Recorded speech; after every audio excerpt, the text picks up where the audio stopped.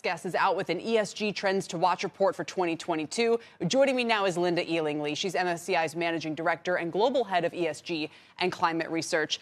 Linda, welcome. There's a lot of great stuff in here to watch. Let's start with the Amazon effect. What do you guys mean by that? Well, I think that what has been in the news has been supply chains and the great deal of interdependence among companies. And that's true for carbon emissions as well, because, as companies make net zero commitments, one of the things they're coming up against is that they have to know and account for the emissions that are coming from their suppliers. Mm-hmm. For a lot of industries, most of their emissions are actually coming from their value chain. That means from the suppliers they buy from, as well as from their products in use after it's left the factory gate. And so when we say that the Amazon effect, it's really about the fact that a lot of companies are realizing that they do actually have some common suppliers. So an Amazon, for example, or a Microsoft, if they were to actually go net zero, it would actually have this trickle-down effect on these companies in terms of their ability to decarbonize. But what you're saying here is really important. And one of the things to keep in mind is as people report more emissions, including Scope 3 emissions, really kind of the broadest way of looking at it, retailers, for instance, could see massive divestment pressure. You're talking about Amazon. You're actually saying not only is their supply chain very carbon intensive, but also that a lot of it is data center. That then you get names like Alphabet in the mix as well. So could those companies, which are in every ESG index on the planet, basically actually come under ESG divestment pressure because of their emissions?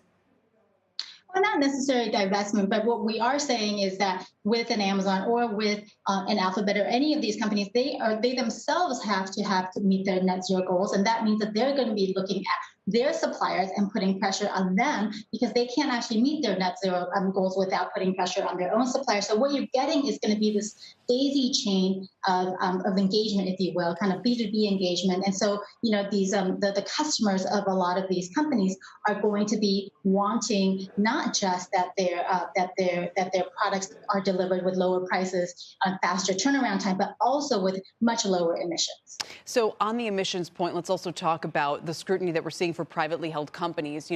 There's obvious pressure on the publicly traded names. They have to put out reports. They have to comply with whatever the SEC rulings are going to be here. What about in the private space? Well, as you know, public companies have been under scrutiny for some time, and so they have been decarbonizing, they've been shedding fossil fuel-intensive assets, but emissions are still going up. So where are these assets, right? And so a lot of people are asking whether or not they are actually being privately held and that they are being invested in by private equity firms.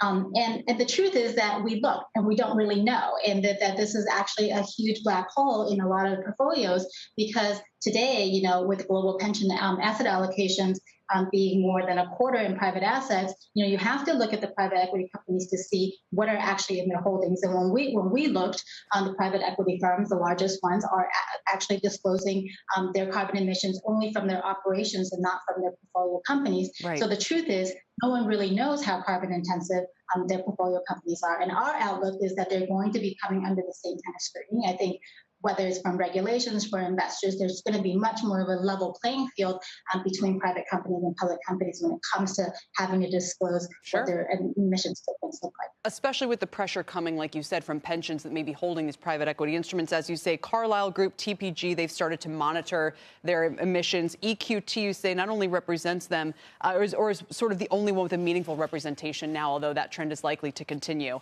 Linda, thank you so much. A whole lot more to get to here. Again, we recommend everyone take a look as this grows in importance. Thank you for joining me today.